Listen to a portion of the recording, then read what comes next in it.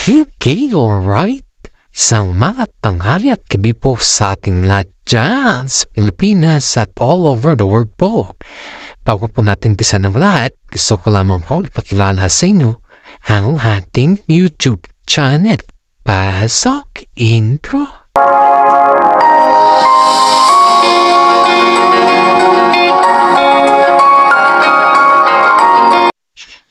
Ito na naman tayo guys, update sa Kimpaw for today nang si Paolo Avellino po ay umamin na sa kanilang status sa buhay ni Kim Chiu.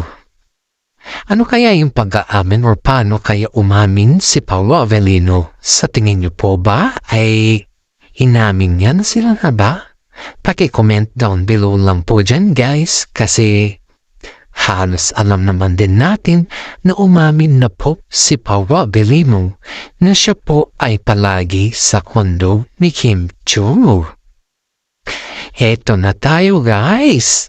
Yan po yung inaabangan natin sa lahat dahil ang pag-aamin naman ng ganyan ay hindi yan basta-basta kundi pribado po yan para sa Kimpaw tambalan. Marami pong netizen ang naantinag at masaya dahil narinig po nila ang pag-amin ni Paolo Avellino sa kanyang interview or ambush interview na siya po ay palagi sa kondo ni Kim Chiu.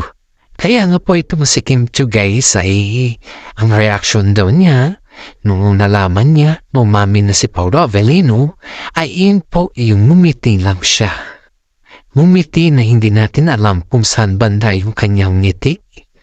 Ako nga din po guys, pag iyan po yung boyfriend ko kung halimbawa na ay umamin sa maraming Pilipino, mas mga audience niya, ay iyan po yung ating kagustuhan dahil matagal na po natin inasam-asam yan na ano yung kanyang magiging reaksyon sa lahat ng bagay.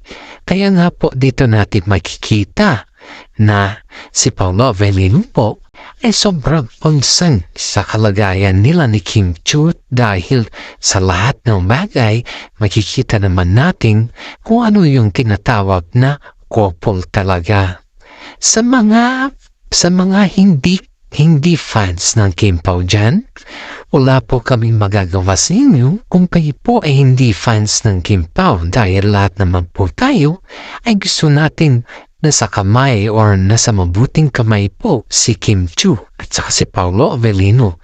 Hindi na natin pwedeng idaan yan sa kung ano-ano man guys dahil lahat tayo dito ay nakakaramdam ng saya pag sila ay nasaya din.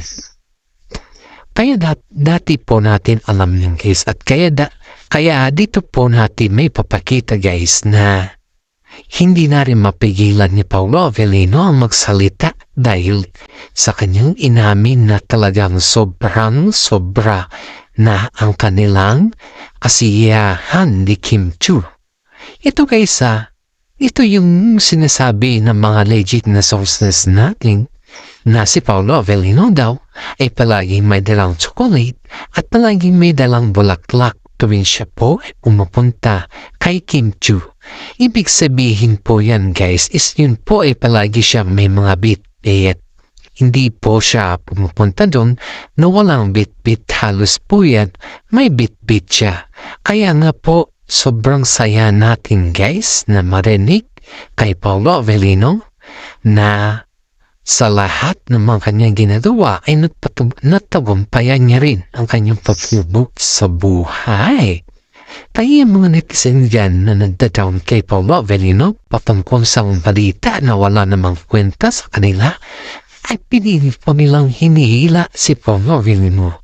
Pero ang katunayan guys, kayo po dito ay palaging sumusabaybay kay Paolo Avellino dahil lahat tayo dito gustong masaya ang Kimpaw at wala ng iba. Kaya tayo ay masayang-masaya dahil kahit konti man nang inamin ni Paolo Avellino at least nag-update po siya sa atin at sa ating mga kasama. Kaya sa mga fans natin dyan, dapat paki-like naman po, paki-subscribe at paki-share din po yung ating YouTube channel dahil lahat naman po tayo ay gustong masaya at lahat tayo ay masayang masaya sana. Maraming salamat at God bless po sa ating lahat.